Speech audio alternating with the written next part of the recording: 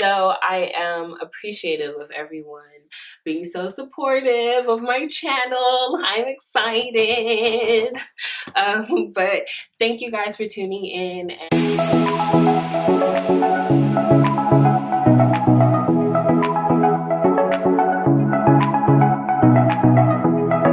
Thanks for joining in with me today.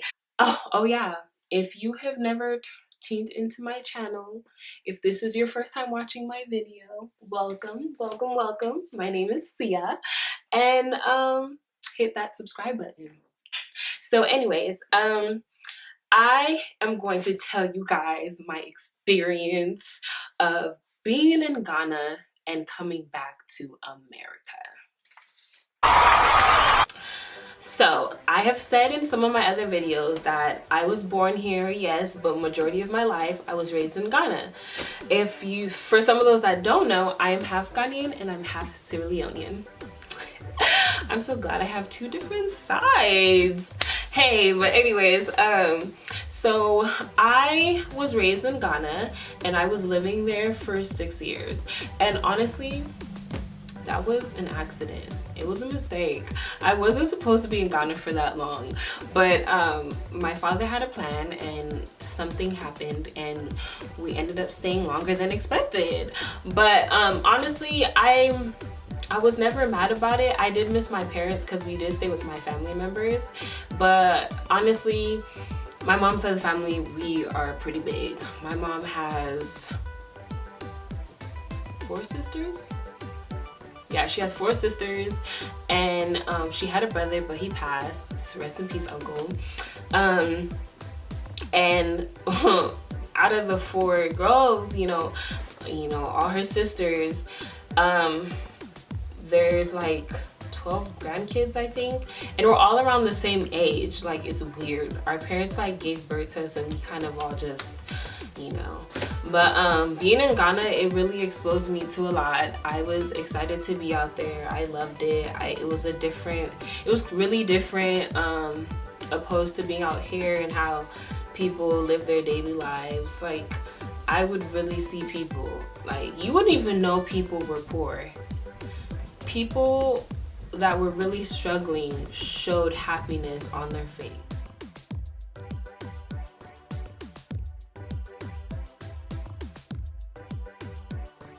All the time. You would see like the little kids, like they don't even have shoes or clothes like that. They'll walk around with holes in their clothes, but they were happy. So honestly, like, coming back to America and just seeing how people take advantage of certain things that they have, or some people are just spoiled and ungrateful for what their parents are blessing them with, it was kind of just like, damn, like, take a step out of your reality and see someone else's reality and sit down and really think about that. For real.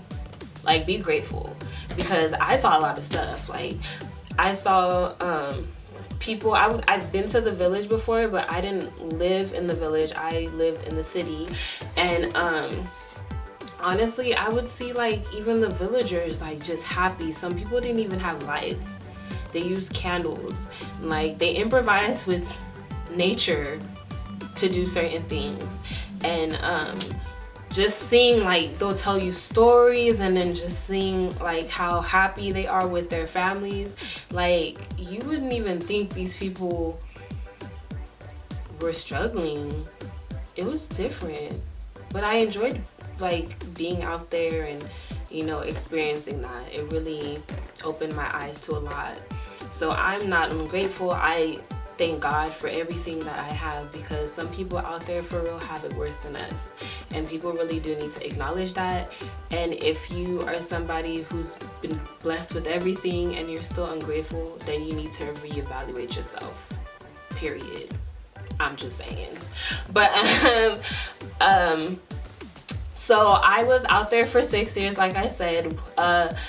So I was 10, so I think I started in the 6th grade. So I went to a school, but that wasn't boarding school. But it was cool though. I made friends, you know. I was part of like our little dance group, and we used to perform and stuff. I love dancing. My friends will vouch, like, I be turning up.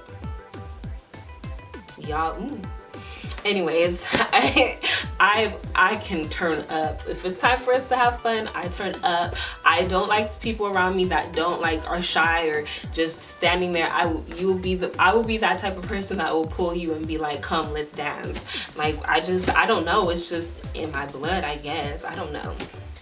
But so yeah, I was there for so I went there for 6th grade, and then middle school out here, they call it out there JSS, so junior secondary school. And I think from 7th to 8th grade, I believe actually 7th, I don't remember, but I knew like majority of my time out in Ghana I was in the boarding school, and it was really fun. I enjoyed it. We had like people that were seniors. So let's say like out here, if you're in the 12th grade and then I'm in the 11th grade, the girls that were in the 12th grade, we call them our school mothers. So basically they are the ones that pretty much take care of you and oversee everything that you're doing and make sure you're just good in school, you know. And it was nice because they were very supportive. They always made sure we were okay. I had some great school mothers, I'm not gonna lie. Like, they always looked out for me all the time. And sometimes they would tell us like we couldn't have phones, and they would bring phones, and then I'd like get to call my aunt, who I call my mom,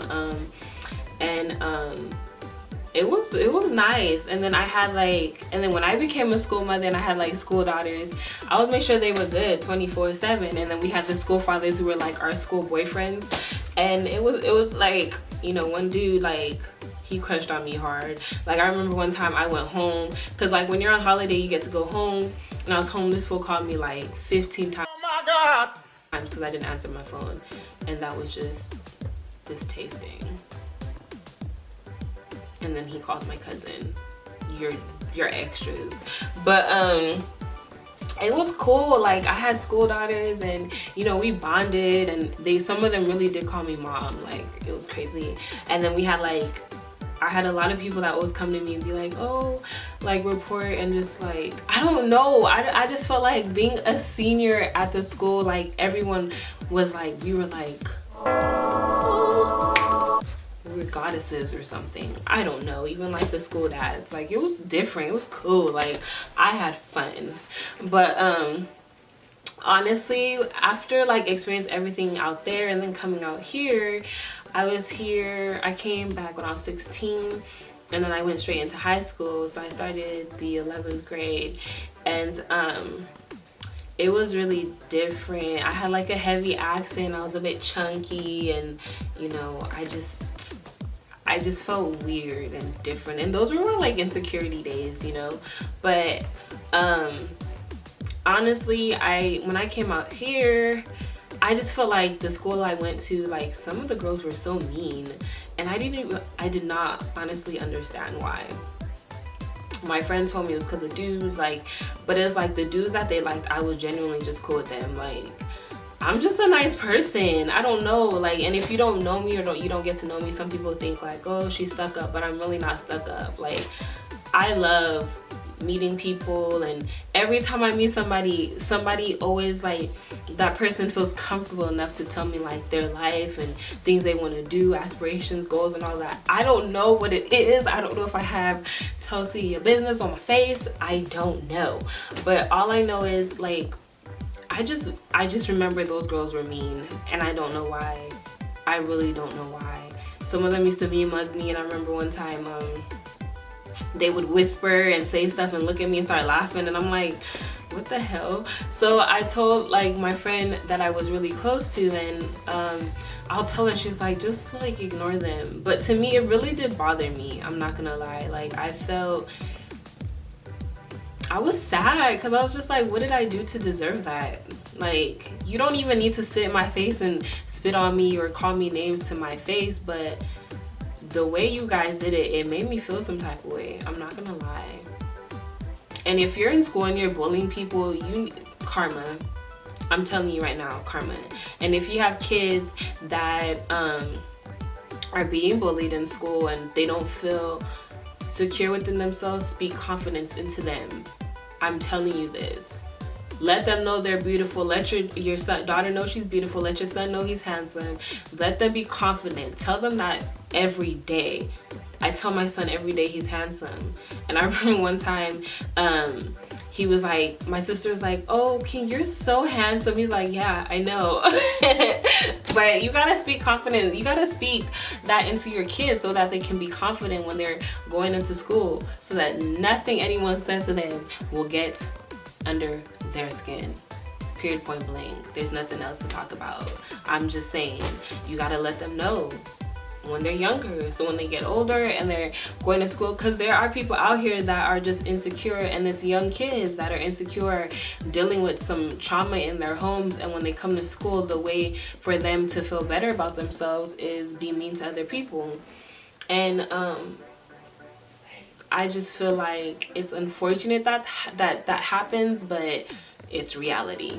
It happens. And if you've been bullied before, I hope you, now that you're older, that you don't think about that, because you're a beautiful girl and you're handsome. Kings and queens, period. But yeah, so I was out here, and then it was cool, like, you know, besides like people being mean, I made cool friends, you know. I don't know, I like made friends, like most of my friends were like foreigners. I had like Asian friends, one was, he wasn't, some were Ethiopian, some were Indian, it was just a variety of people. And the high school, honestly, like going to high school, it was just different, because like you'll see black people sitting in one area and white sitting in one area, and you know, Hispanics in another. And I was just like, why are people sitting different? Like, can we just be one? Can we just all come together? But I understand, you know, people are comfortable with what they're comfortable. But it was different. I do want to say that being in Ghana for real, and just being exposed to so many different things, and seeing how people that were poor lived, and coming out here and seeing people that were very privileged and just took advantage of certain things, I just want to say that please understand that you are blessed. You are extremely blessed with everything you have been given, because Lord knows there are people out here that have it worse than what you do, and you have to be appreciative of what you have. Don't take that for granted, because one day it can all be gone, and you'll be asking God what happened, and it's not because of anybody else but you. So thanks for tuning in. I will share different stories. If there's things that you want me to talk about, feel free to inbox me on Instagram, because I'm mostly on there, or send me an email. All right, bye guys.